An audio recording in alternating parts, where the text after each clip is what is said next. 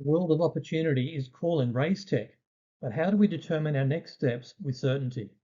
Though the solar industry is booming in Australia when considered in installations per capita, which are double the global average, the domestic market is maturing and growth opportunities are limited in this segment. Raystech has wisely diversified into battery technology, electric vehicle charging, and other value-add activities such as EPC, the finance sector, service and warranties, and the emerging commercial and industrial sectors. Continued growth requires new consumers, which means a new market, recommended as being international rather than simply diversification of the existing markets domestically, although this remains important too. In seeking the optimal market, a three-step process was adapted. Firstly, we asked why Raystech is successful in the Australian market. Next, we highlighted the specific core competencies that Raystech possesses for success. And finally, we embarked on a global voyage to align these factors with promising markets overseas.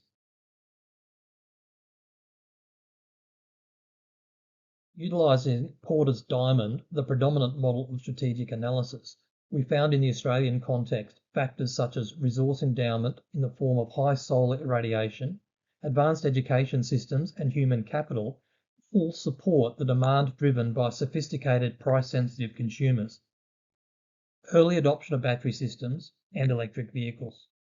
This demand is being supported and stimulated by government policy with targeted schemes, rebates, and international climate change treaties. Industry regulation and the rule of law reduce corruption risk and provide investment certainty. Supporting industries are the electric car manufacturers, robust port infrastructure, finance and IT industries, the energy industry, and upstream rare earths mining sectors. The firm's strategy is consumer-centric with intense rivalry. However, diversification, strong partnerships, and positive consumer experience has driven Raystech to a position of being the preferred supplier. Rounding out the diamond are chance elements, which include supply chain disruptions, pandemics, FBT or tax law changes, tariffs, rising energy bills, political instability, and new market entrants. For example, Bunnings' recent launch into the market.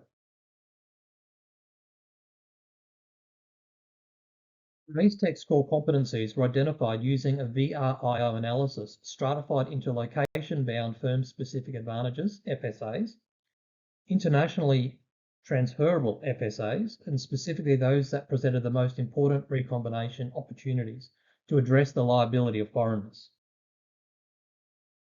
A strengths, weaknesses, opportunities, and threats review was also conducted, which is a well-regarded academic approach to risk management and strategy development, along with a TOES assessment. The details are available in the accompanying report. Following this comprehensive review, we recommend Raystech diversify into the United Arab Emirates, or UAE, and use this as a beachhead for further expansion into the Middle East over the next 5 to 10 years. The criteria that we use to recommend the new market include high solar irradiance, which is at least equal to, if not superior to, Australia's, the United Nations Human Development Index of 15 compared to Australia's 7, so it's very high, the highest of any Middle Eastern country. It's got good proximity to shipping and port infrastructure. In fact, 2/3 of the GCC imports go through Dubai. It has very high energy use per capita. In fact, it's more than double the Australian per capita energy consumption. Low levelized cost of electricity for PV systems, LCOE.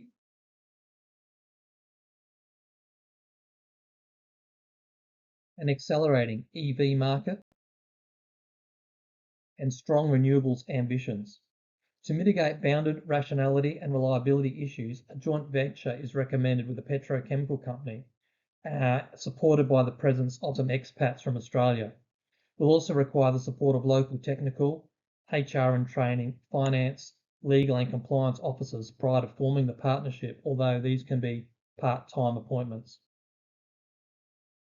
A seamless strategic fit exists between ADNOC, the government-owned national oil company, and Raystech, and we could become their technical partner paired with their industrial might.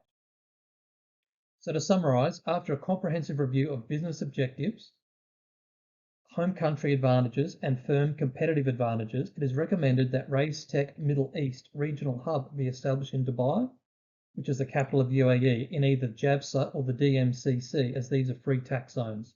From there, expansion into Saudi Arabia and other Middle Eastern countries should be aggressively pursued over the next 5 years, anchored by a joint venture partnership or an alliance such as with a petrochemical company like ADNOC or Borouge. Happy to take questions and open the floor to discussion. Thank you.